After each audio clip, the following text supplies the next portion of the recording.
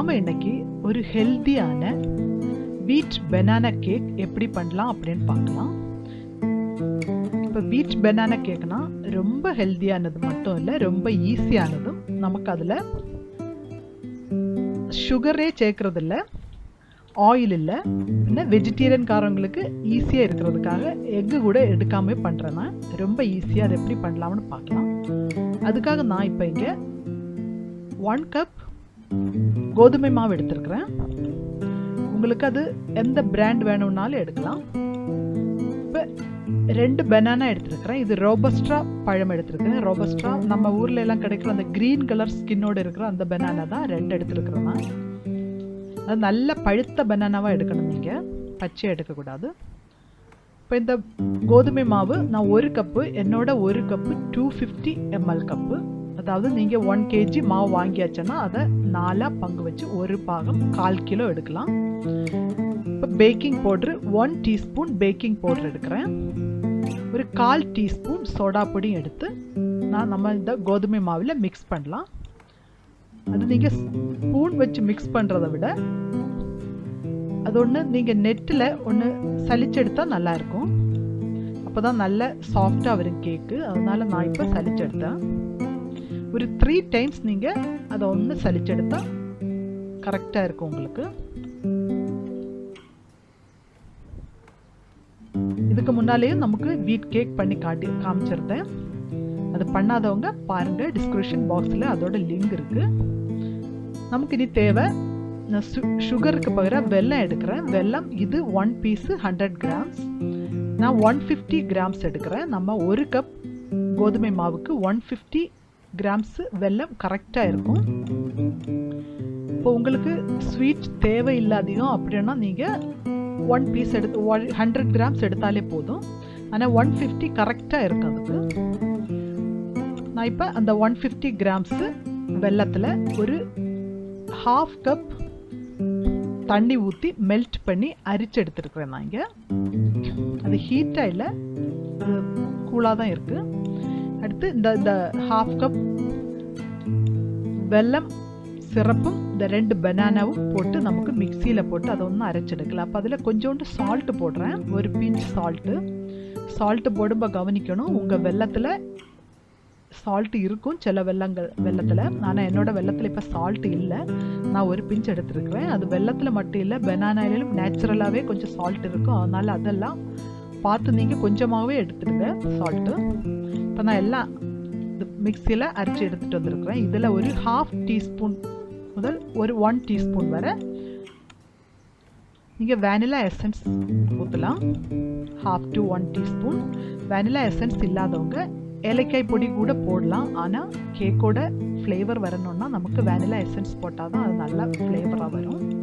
இதில் ஒரு 2 table spoon key விடுறேன்னா, உங்கள்கிட்ட இப்போ கீ இல்லைன்னா வேணும்னா பட்டரோ ஆயிலோ என்ன வேணும்னாலும் போடலாம். நான் இப்போ கீ யூஸ் பண்ணுறேன். இதை ஒன்று கூட மிக்சியில் நமக்கு அடிச்சுட்டு வந்து எது பவுலில் மாவு மிக்ஸ் பண்ண போகிறீங்களோ அந்த பவுல்லே நீங்கள் அந்த வெல்லம் பனானா மிக்ஸை ஊற்றிட்டு ஒரு விஸ்காலேயோ ஒரு ஸ்பூனாலேயோ மிக்ஸ் பண்ணலாம். நான் இப்போ விஸ்க் எடுத்துருக்கிறேன். உங்கள்கிட்ட உடன் ஸ்பூன் இருந்தால் கூட ரொம்ப ஈஸியாக இருக்கும். அல்லது ஏதாவது மிக்ஸ் பண்ணலாம், ஏதாவது ஸ்பூன் எடுத்து மிக்ஸ் பண்ணுங்கள். இப்போ நமக்கு இதில் சளிச்சு வச்சுருக்கிற மாவு கொஞ்சம் கொஞ்சமாக போடலாம். எல்லாம் சேர்த்து போட வேண்டாம், கொஞ்சம் கொஞ்சமாகவே போட்டு மிக்ஸ் பண்ணுங்கள். இப்போ இது முன்னால் போட்டிருந்த வீட் கேக்கு கொஞ்சம் பேர் பண்ணியிருந்தாங்க, பண்ணி அவங்க ஃபோட்டோஸ் அனுப்பியிருந்தாங்க எனக்கு. ரொம்ப தேங்க்ஸு. பண்ணாதவங்களும் பண்ணி பாருங்கள், அது ரொம்ப ஈஸியாக ரொம்ப சுவையாக பர்ஃபெக்டாக வந்ததாக சொன்னாங்க எல்லோரும். தேங்க்ஸு. இப்போ எல்லாம் மிக்ஸ் பண்ணியிருக்கிறேன். ஆனால் கொஞ்சம் திக்னஸ் கூடுதலாக இருக்குது. நமக்கு இவ்வளோ திக்னஸாக இருக்க வேண்டாம், கொஞ்சம் கூட அது லூஸாக இருக்கணும். அப்போ அதுக்காக நான் இப்போ ஒரு 1/2 கப் மில்க் எடுத்துருக்கிறேன். 1/2 கப் மில்க்கு ஃபுல்லாக ஊற்றுறதில்ல, அது கொஞ்சம் கொஞ்சமாக நீங்கள் பார்த்து ஊற்றணும். அப்படின்னா சிலவங்க ஓரோ ஆட்களும் எடுக்கிற பிராண்டு வித்தியாசமாக இருக்கும், அந்த வீட் ஃப்ளோரோட பிராண்டு. அப்போ ஓரோ பிராண்டுக்கும் அந்த தண்ணி கரெக்ட் ஆகணும். அது மட்டும் இல்லை, நம்ம பனானாவை கூட அதை எடுக்கிற சைஸ் பொறுத்து கொஞ்சம் கூட லூஸாகவும் திக்னஸாகவும் வரும். அப்போ அதனால் அதை பொறுத்து நீங்கள் மிக்ஸ் பண்ணுங்கள். இப்போ நான் ஃபுல் ஊற்றலை, ஒரு 1/2 கப்பில் எனக்கு ஒரு 2 டேபிள் ஸ்பூன் பேலன்ஸ் வந்திருக்கு. அதனால் நீங்கள் பார்த்து உங்கள் கன்சிஸ்டன்சி கரெக்டாக மிக்ஸ் பண்ணுங்க. 2 டேபிள் ஸ்பூன் எனக்கு பேலன்ஸ் வந்திருக்கு.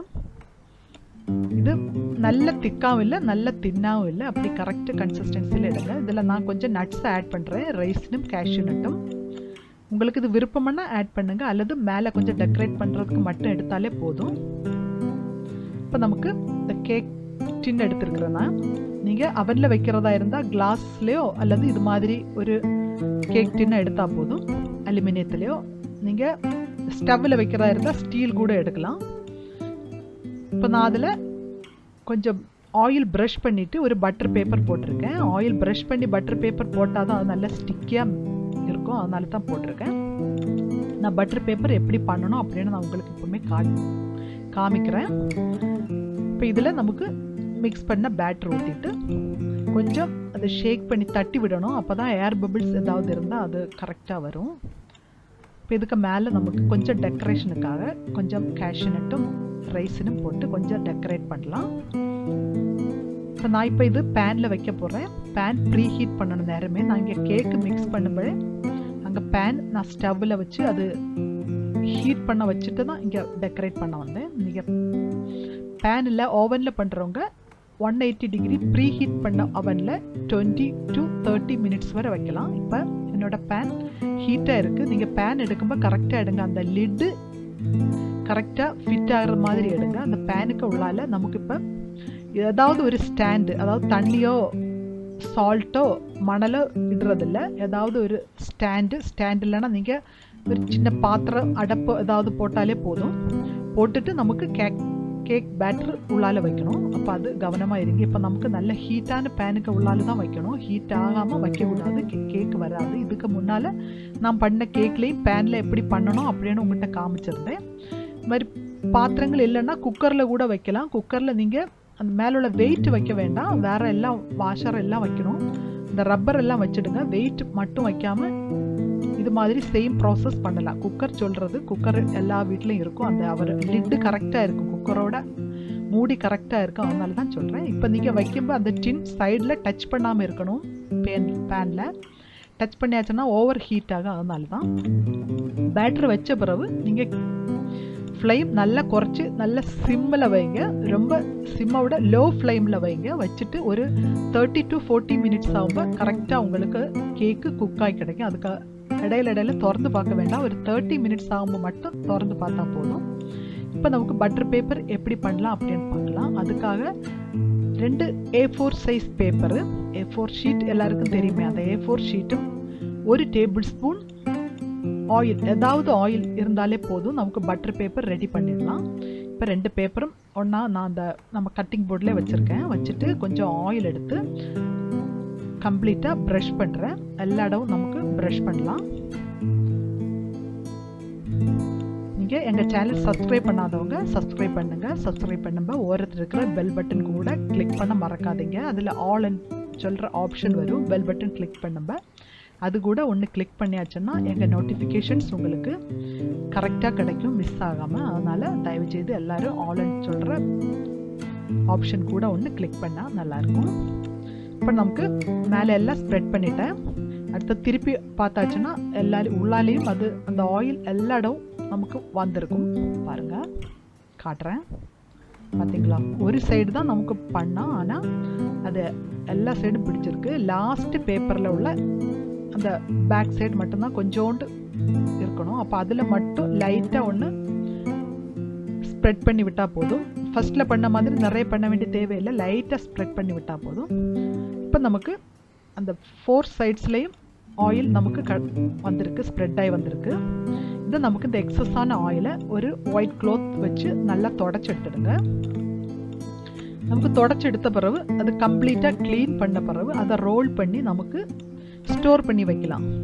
நீங்கள் இது ஸ்டோர் பண்ணுறது வெளியே ஸ்டோர் பண்ணலாம், ஃப்ரிட்ஜ்லேயோ அது ஏர்டைட் கண்டெய்னர்லேயோ அப்படி ஒன்றும் பண்ண வேண்டிய தேவையில்லை. இதை ரோல் பண்ணிவிட்டு சாதாரண ஒரு நியூஸ் பேப்பரில் நீங்கள் அதை ஒன்று கூட சுற்றி ரப்பர் பேண்ட் வச்சு சும்மா அந்த உங்கள் ஷெல்ஃபில் போட்டாலே போதும். உங்களுக்கு தேவைக்கு இது பட்டர் பேப்பர் யூஸ் பண்ணுற திங்ஸ் என்ன பண்ணாலும், கேக்கோ குக்கீஸோ ப்ரெட்டோ என்ன பண்ணுறதா இருந்தால் கூட இது நமக்கு யூஸ் பண்ணலாம். இந்த பட்டர் பேப்பர் யூஸ் பண்ணலாம். கடையிலேருந்து வாங்குகிற அந்த சேம் ஃபினிஷிங்லே கிடைக்கும்.